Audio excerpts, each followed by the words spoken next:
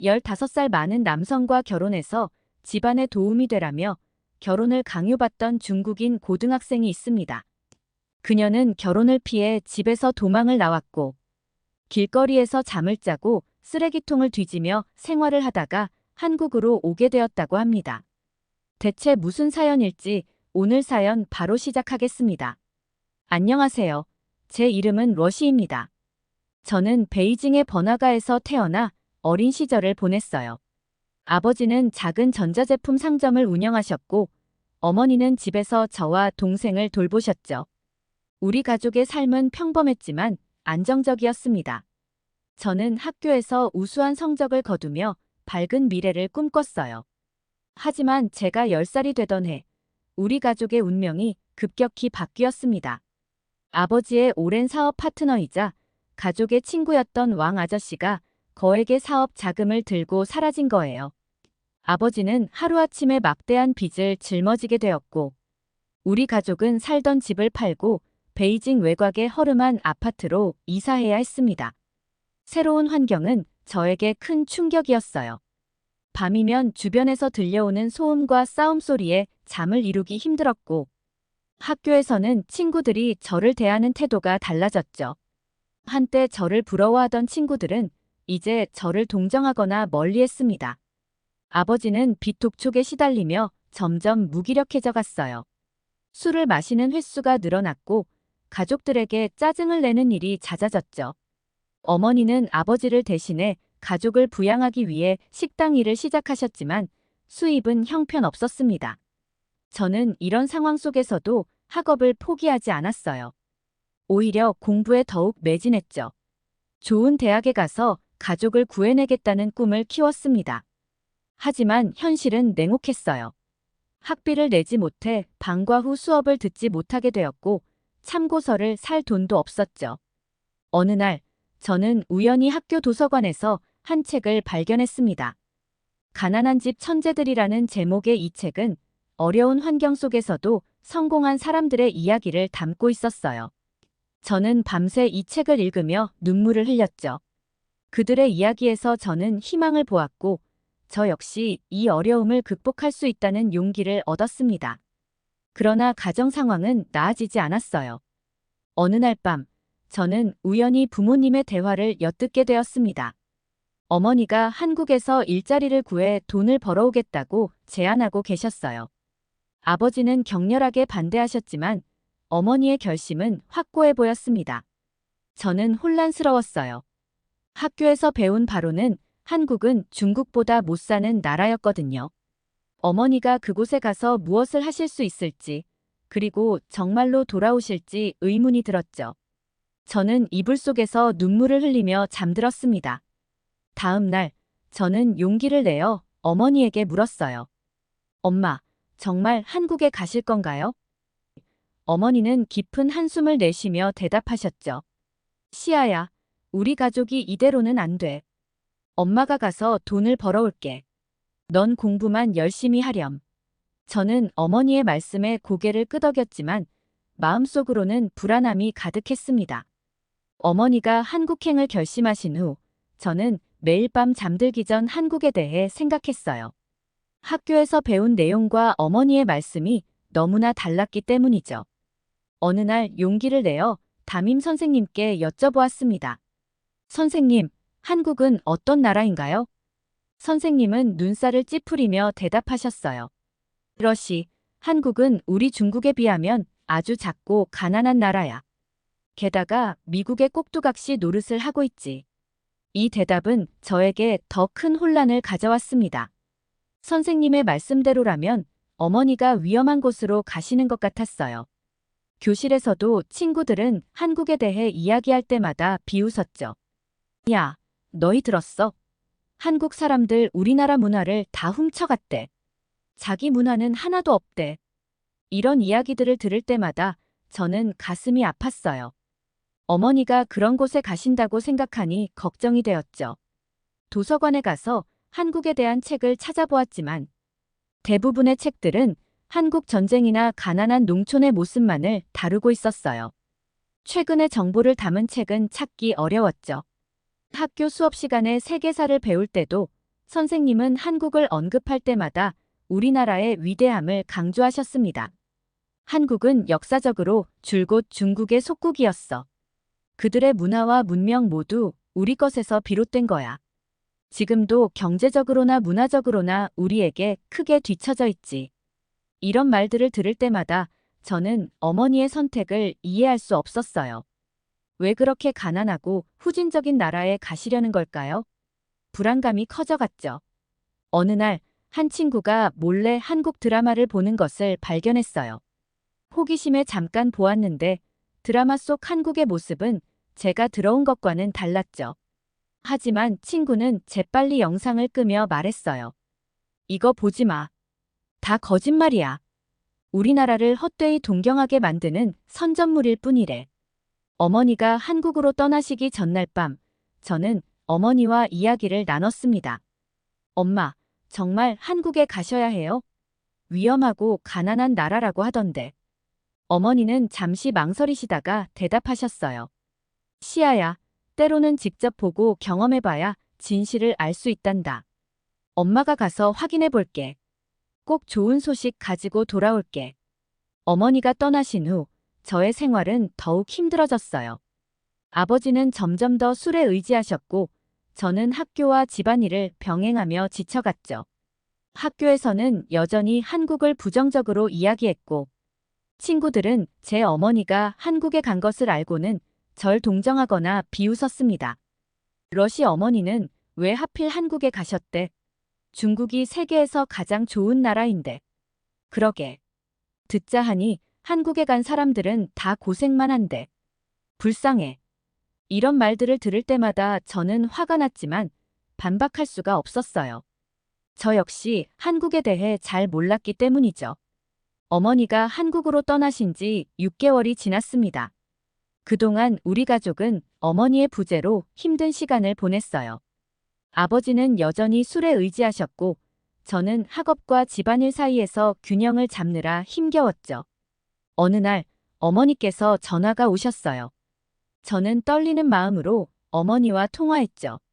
어머니는 한국에서의 생활이 처음에는 매우 힘들었지만 지금은 안정을 찾았다고 하셨어요. 놀랍게도 어머니는 한국의 한 전자제품 공장에서 일하고 계셨고 월급이 중국에서 받던 것의 4배나 된다고 했죠. 어머니는 우리 가족에게 돈을 보내주셨어요. 그 금액을 보고 저는 눈물을 흘렸죠. 이제 제가 원하던 참고서를 살 수 있고 학원도 다닐 수 있을 것 같았어요. 하지만 동시에 혼란스러웠습니다. 학교에서 배운 가난하고 후진적인 한국의 이미지와 어머니의 경험담이 너무나 달랐기 때문이에요. 아버지는 어머니가 보내온 돈을 보고 복잡한 표정을 지으셨어요. 한편으로는 기뻐하시면서도 다른 한편으로는 자존심이 상한 듯 했죠. 학교에서는 여전히 한국을 비하하는 이야기들이 오갔어요. 하지만 이제 저는 그런 말들을 곧이곧대로 믿지 않았죠. 대신 도서관에서 몰래 한국에 관한 최신 정보를 찾아보기 시작했어요. 인터넷 검열 때문에 정보를 얻기는 쉽지 않았지만 조금씩 진실에 다가가고 있다는 느낌이 들었죠. 어느 날 역사 수업 시간에 선생님께서 또다시 한국을 비하하는 발언을 하셨어요. 한국은 우리의 속국에 불과했어. 지금도 문화적으로 우리를 따라하기 바쁘지. 그 순간 저는 용기를 내어 손을 들었죠. 선생님, 제 어머니가 지금 한국에 계신데요. 어머니 말씀으로는 한국이 생각보다 많이 발전했다고 하셨어요. 우리가 알고 있는 것과 다를 수도 있지 않을까요? 교실이 순식간에 조용해졌어요. 선생님은 당황한 기색이 역력했죠. 러시, 내 어머니의 경험은 개인적인 것일 뿐이야. 전체적인 상황을 보면 우리나라가 훨씬 앞서 있단다. 그날 이후 친구들의 시선이 달라졌어요. 어떤 친구들은 저를 피하기 시작했고 어떤 친구들은 오히려 한국에 대해 더 궁금해했죠. 저는 조심스럽게 어머니에게서 들은 이야기들을 친구들과 나누었습니다. 시간이 지나면서 어머니가 보내주시는 돈으로 우리 가족의 생활은 조금씩 나아졌어요. 저는 학원에 다니기 시작했고 성적도 점점 올랐죠. 아버지도 조금씩 변하기 시작하셨어요. 술을 마시는 횟수가 줄어들었고 일자리를 찾으려는 노력을 하셨습니다. 2년이 지난 후 어머니가 잠시 중국에 돌아오셨어요. 공항에서 어머니를 본 순간 저는 깜짝 놀랐죠. 어머니의 모습이 많이 달라져 있었거든요.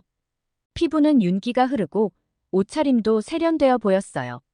무엇보다 어머니의 눈빛에서 자신감이 느껴졌습니다. 집에 돌아와 어머니는 한국에서의 경험을 자세히 들려주셨어요.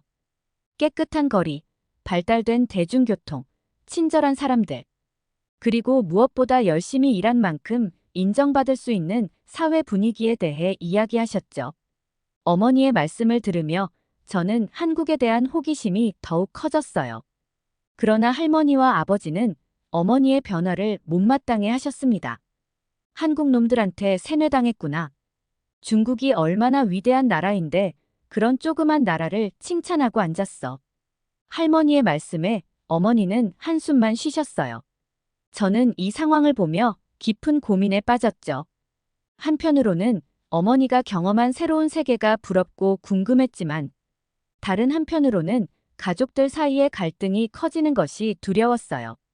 어머니의 방문은 일주일로 짧게 끝났습니다. 떠나기 전 어머니는 제게 말씀하셨어요. 시아야, 넌 언젠가 반드시 더 넓은 세상을 보게 될 거야.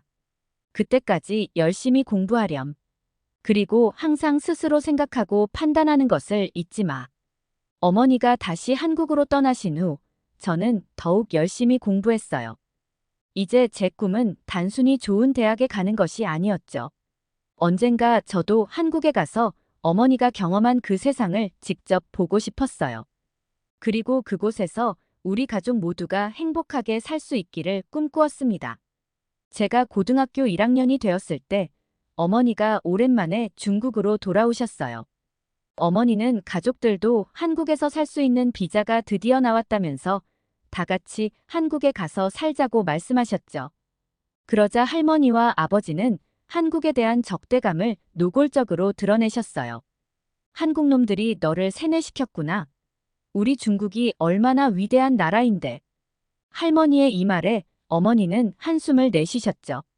그리고 곧이어 충격적인 선언을 하셨어요. 어머니, 저는 앞으로 중국에서 살고 싶지 않아요. 한국에서 정착하고 싶어요. 이 말은 폭탄과도 같았어요. 아버지는 격분하셨고 할머니는 눈물을 흘리셨죠. 가정은 순식간에 전쟁터가 되었어요. 어머니의 결정을 받아들일 수 없다며 아버지와 할머니는 극도로 화를 내셨고 어머니는 흔들리지 않으셨어요. 저는 이 상황에서 어찌할 바를 몰랐어요. 한편으로는 어머니의 말씀이 이해가 되었죠. 그동안 보내주신 돈과 우리 가족의 삶이 나아진 것을 생각하면 한국에서의 삶이 정말 좋을 것 같았어요. 하지만 다른 한편으로는 가족이 갈라지는 것이 두려웠죠. 이 사건 이후 우리 가정은 큰 혼란에 빠졌어요. 어머니는 다시 한국으로 돌아가셨고 아버지는 술에 더욱 깊이 빠지셨죠. 할머니는 매일 한숨만 쉬셨고 저는 그 사이에서 어찌할 바를 몰랐어요. 어머니와 아버지 사이에 큰 다툼이 있은 후 우리 가정의 상황은 급격히 악화되었습니다. 어머니는 더 이상 한국에서 돈을 보내지 않으셨고 저희와의 연락도 뜸해지셨어요. 처음에는 단순히 바쁘신 줄로만 알았죠. 하지만 시간이 지나도 상황이 나아지지 않자 저는 불안해지기 시작했어요.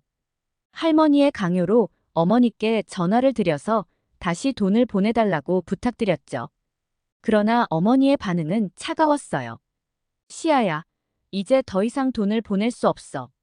너희 아버지가 내가 보낸 돈을 어떻게 쓰는지 봤잖니. 이제는 내 아버지가 책임을 져야 할 때야. 어머니의 말씀에 저는 충격을 받았어요. 그동안 우리 가족을 위해 열심히 일하셨던 어머니가 이제는 우리를 외면하신다는 생각에 화가 치밀어 올랐죠. 순간 제 입에서 나온 말은 후회스러웠지만 돌이킬 수 없었어요.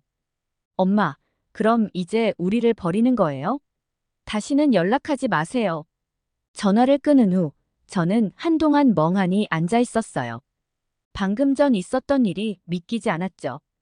어머니와의 관계가 이렇게 쉽게 단절될 수 있다는 사실이 너무나 고통스러웠어요.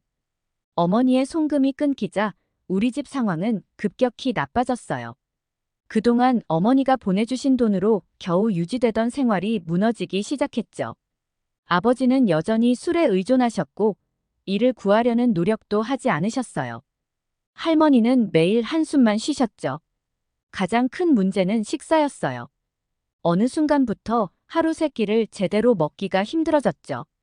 할머니는 이런 상황을 타개하기 위한 방법을 제시하셨어요. 그러나 그것은 제게 또 다른 고통이었죠. 시아야, 이제 내가 집안을 살려야 해. 여자가 대학을 나와봐야 뭐하니? 시집가서 집안에 도움이 되는 게 낫지. 할머니의 말씀에 저는 절망했어요. 겨우 고등학생인 제게 결혼을 강요하시다니요. 저는 단호하게 거절했지만 할머니와 아버지의 압박은 날이 갈수록 심해졌죠. 학교 생활도 점점 힘들어졌어요. 등록금을 내지 못해 퇴학 위기에 처하기도 했고 교복이 낡아 친구들의 놀림거리가 되기도 했죠. 그래도 저는 포기하지 않았어요. 틈틈이 아르바이트를 하며 생활비를 벌었고 밤늦게까지 공부하며 성적을 유지하려 노력했죠. 하지만 현실은 냉혹했어요. 아무리 노력해도 상황은 나아지지 않았고 오히려 점점 더 악화되어 갔죠. 결혼 강요는 계속되었고 가정의 분위기는 날로 험악해졌어요. 어느 날 밤 저는 문득 어머니 생각이 났어요. 지난번 통화에서 했던 말들이 후회되었죠. 어머니께 다시 연락드리고 싶었지만 자존심과 두려움 때문에 차마 전화를 걸 수 없었어요. 날이 갈수록 할머니의 압박은 심해졌어요. 시아야, 내가 결혼하면 우리 집 형편이 나아질 거야. 이 어려운 시기를 모두 함께 극복할 수 있단다. 할머니의 말씀은 겉으로는 자상해 보였지만 저에게는 무거운 굴레처럼 느껴졌죠. 어느 날 할머니는 제게 한 남자를 소개시켜 주셨어요. 그는 저보다 15살이나 많은 남성이었죠. 그의 눈빛에서 저는 불편함을 느꼈고 대화를 나누면서 우리의 가치관이 전혀 맞지 않다는 것을 깨달았어요. 그는 여자는 집에서 아이나 키우며 살림하는 것이 최고의 삶이라고 말했죠. 그날 밤 저는 큰 결심을 하게 되었어요. 더 이상 이 집에 있어서는 안 된다는 것을 깨달았죠. 떨리는 손으로 제가 그동안 몰래 모아둔 용돈과 아르바이트비를 꺼냈어요. 많지 않은 돈이었지만 이것이 제 새로운 삶의 시작이 될 거라고 믿었죠. 새벽녘 모두가 잠든 사이 조용히 짐을 쌌어요. 마지막으로 방을 둘러보며 눈물이 흘렀죠. 할머니와 아버지를 이렇게 떠나는 것이 옳은 일인지 고민되었지만 저는 제 인생을 살아야 한다고 다짐했어요. 집을 나서는 순간 차가운 새벽 공기가 저를 맞이했어요. 어디로 가야 할지, 앞으로 어떻게 살아야 할지 막막했죠. 그래도 한 가지 확실한 것은 있었어요. 더 이상 누군가의 결정에 제 인생을 맡기지 않겠다는 것이죠. 처음 며칠은 친구 집에 머물렀어요. 하지만 오래 신세를 질 수는 없었고 곧 거리로 나와야 했죠. 일자리를 찾아 이곳저곳을 돌아다녔지만 고등학교도 졸업하지 않은 저를 받아주는 곳은 없었어요. 간간히 일용직 노동을 하며 근근히 살아갔지만 그마저도 쉽지 않았죠. 밤이면 공원 벤치에서 잠을 청했고 배고플 때면 길거리 포장마차에서 남은 음식을 구걸했어요. 한 번은 쓰레기통을 뒤지다 지나가는 사람들의 눈총을 받았을 때 제 자신이 너무나 초라하게 느껴져 한참을 울었죠. 이런 처지에 놓이자 자연스럽게 어머니 생각이 났어요. 어머니라면 분명 저를 도와주실 거라는 생각이 들었죠. 하지만 제가 했던 말들이 떠올랐어요. 다시는 연락하지 마세요. 그 말을 어떻게 취소할 수 있을까요? 어머니는 저를 용서해 주실까요? 몇 번이나 어머니의 전화번호를 눌렀다가 취소했어요. 용기가 나지 않았죠. 제 자존심과 두려움이 발목을 잡았어요. 결국 전화를 걸지 못한 채 또다시 춥고 배고픈 밤을 보내야 했습니다. 날이 갈수록 상황은 악화되었어요. 몸은 점점 쇠약해져 갔고 정신적으로도 피폐해져 갔죠. 한때는 밝고 희망찼던 제 모습은 온데간데 없고 이제는 그저 하루하루 생존하기에 급급한 처지가 되었어요. 어느 날 밤, 비가 쏟아지는 골목길에 웅크리고 앉아있던 저는 문득 깨달았습니다. 이대로 가다가는 정말 끝이 올지도 모른다는 것을요.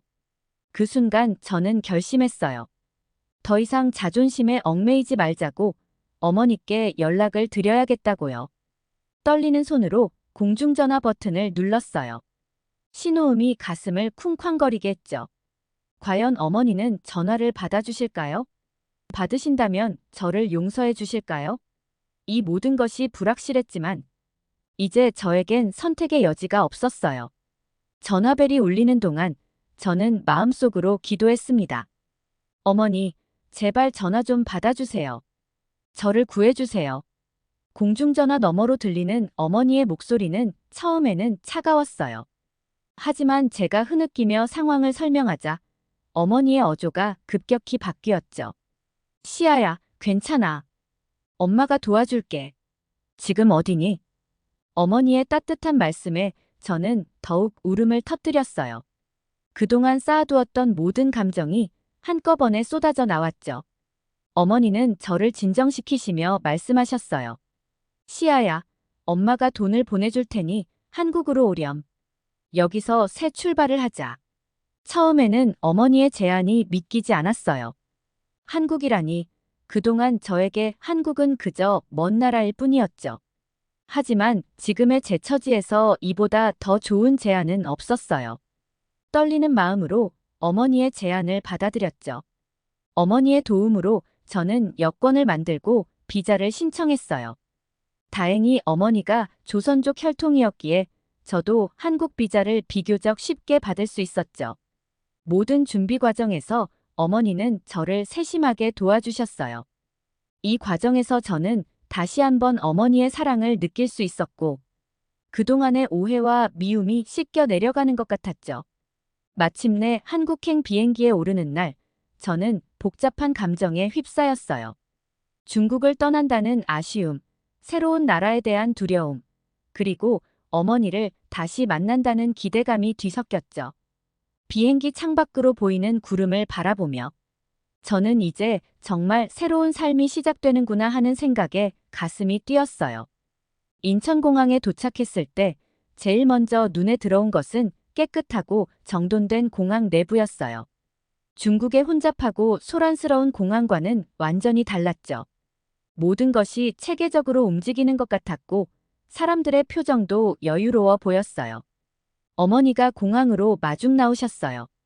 어머니를 보는 순간 저는 참았던 눈물을 터뜨리고 말았죠. 어머니도 저를 꼭 안아주시며 눈물을 흘리셨어요. 그 순간 지난 몇 년간의 모든 아픔과 고통이 씻겨 내려가는 것 같았죠. 공항에서 나와 서울로 향하는 길, 저는 연신 창밖을 내다보았어요. 깨끗하게 정비된 도로, 질서 있게 달리는 차들, 그리고 깔끔한 거리 풍경이 눈에 들어왔죠. 창밖으로 보이는 모습은 제가 살던 중국 외곽과는 완전히 달랐어요. 서울 시내에 들어서자 저는 입을 다물 수 없었어요. 고층 빌딩들이 늘어선 도시 풍경, 세련된 옷차림의 사람들, 그리고 곳곳에 보이는 첨단 기술의 흔적들. 모든 것이 새롭고 신기했죠. 특히 길거리에 쓰레기 하나 보이지 않는 것에 놀랐어요. 어머니의 집에 도착해 짐을 풀면서 저는 문득 제가 살던 중국 외곽의 모습을 떠올렸어요. 좁고 어두운 골목길, 쓰레기가 쌓인 거리, 그리고 항상 불안하고 초조했던 나날들. 그리고 지금 제가 있는 이곳.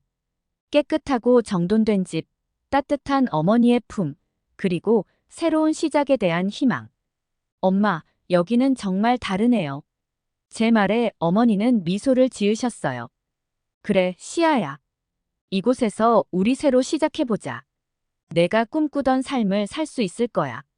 그날 밤, 저는 오랜만에 편안한 잠을 잤어요. 비록 앞으로의 삶이 어떻게 펼쳐질지 알 수 없었지만 한 가지는 확실했죠. 이곳에서 저는 새로운 기회를 얻었고 그 기회를 놓치지 않을 거예요. 한국에서의 생활이 시작되면서 저는 매일 새로운 것들을 발견하고 배워나갔어요. 가장 먼저 눈에 띈 것은 경제적인 차이였죠. 어머니가 일하시는 공장을 방문했을 때 저는 깜짝 놀랐어요. 깨끗하고 정돈된 작업 환경, 최신식 기계들, 그리고 무엇보다 근로자들의 표정이 중국에서 보던 것과는 달랐죠. 어머니는 월급 명세서를 보여주시며 설명해 주셨어요. 시아야, 여기서는 열심히 일한 만큼 정당한 대가를 받아. 초과 근무 수당도 제대로 나오고 4대 보험도 있어. 어머니의 월급을 보고 저는 놀라움을 감출 수 없었어요. 이제야 어머니가 어떻게 그동안 우리 가족을 부양할 수 있었는지 이해가 되었죠. 거리를 걸으며 주변을 둘러보니 사람들의 옷차림이나 가게의 물건들도 모두 고급스러워 보였어요. 중국에서 한국 제품은 비싸고 품질 좋은 것으로 여겨졌는데 여기서는 그런 제품들이 일상적으로 사용되고 있었죠. 한국의 대중교통을 이용하면서 저는 또 한 번 충격을 받았어요. 정확한 시간에 맞춰 운행되는 버스와 지하철, 깨끗한 차량 내부, 그리고 편리한 교통카드 시스템까지. 이런 모습들을 보며 저는 중국에서 배웠던 한국은 중국보다 못 사는 나라라는 말이 얼마나 잘못된 것인지 깨달았죠. 하지만 경제적인 차이보다 더 큰 충격은 사회적 분위기였어요. 특히 여성의 지위와 권리에 대해 놀라움을 금치 못했죠. 어느 날 거리에서 여성 권리 신장을 위한 시위를 보게 되었는데 그 모습이 너무나 인상적이었어요. 중국에서는 상상도 할 수 없는 광경이었죠. 직장에서 일하는 여성들을 보며 저는 중국에서 결혼을 강요받았던 시절을 떠올렸어요. 여기 한국의 여성들은 자신의 꿈을 좇아 다양한 분야에서 활약하고 있었죠. 회사 중역, 의사, 변호사 등 고위직에 있는 여성들을 보며 저는 깊은 감명을 받았어요. 이런 경험들을 하면서 저는 점점 한국 사회의 매력을 느끼기 시작했어요. 개인의 능력과 노력이 인정받는 사회, 여성도 자유롭게 꿈을 펼칠 수 있는 환경. 이런 모습들을 보며 저는 어머니가 왜 그토록 한국에 정착하고 싶어 하셨는지 이해할 수 있었죠. 물론 한국 사회가 완벽한 것은 아니었어요. 여전히 존재하는 차별과 불평등, 경쟁적인 사회 분위기 등 문제점도 있었죠. 하지만 그럼에도 불구하고 이곳에서 저는 희망을 보았어요. 제 노력 여하에 따라 얼마든지 성공할 수 있는 기회의 땅으로 느껴졌죠. 점차 저는 중국에 대한 그리움보다는 한국에서의 새로운 삶에 대한 기대감이 커져갔어요. 중국에서의 힘들었던 기억들, 가족들과의 갈등, 그리고 제 꿈을 포기해야 할 뻔했던 순간들. 이제 그런 것들은 과거의 일이 되어가고 있었죠. 어느 날 밤 창밖으로 보이는 서울의 야경을 바라보며 저는 결심했어요. 이제 이곳이 내 새로운 고향이 될 거야. 여기서 나의 꿈을 이루고 성공한 모습을 보여줄 거야. 한국어 공부, 대학 입학 준비, 그리고 장래 직업에 대한 계획까지. 제 머릿속은 앞으로의 계획들로 가득 찼어요. 물론 앞으로의 길이 쉽지만은 않을 거예요. 언어의 장벽, 문화적 차이, 그리고 외국인으로서 겪게 될 어려움들이 기다리고 있을 것입니다. 하지만 저는 두렵지 않습니다. 오히려 이런 도전들이 저를 더 강하게 만들어줄 것이라 믿어요. 중국에 있는 가족들이 생각났습니다. 언젠가는 그들에게 제가 얼마나 성장했는지, 그리고 이곳에서의 삶이 얼마나 값진 것인지 보여주고 싶어요. 특히 할머니에게 여성도 얼마든지 자신의 꿈을 이루며 살 수 있다는 것을 증명해 보이고 싶습니다. 이제 저는 더 이상 과거에 얽매이지 않기로 했어요. 한국에서의 새로운 삶, 그것이 제게는 또 다른 탄생과도 같은 것이었습니다. 이곳에서 저는 진정한 나를 찾아갈 거예요. 자유롭고 독립적이며 꿈을 향해 끊임없이 나아가는 그런 사람으로 성장해 나갈 것입니다. 창밖으로 보이는 반짝이는 도시의 불빛들처럼 제 미래도 밝게 빛나리라 믿습니다. 이제 저의 새로운 삶이 시작되었어요. 제가 앞으로 한국에서 잘 살 수 있도록 응원해주세요. 오늘 사연이 재미있으셨다면 구독과 좋아요, 알림 설정까지 부탁드려요. 더 재미있는 사연으로 돌아오겠습니다. 이상 감동 탐험이었습니다.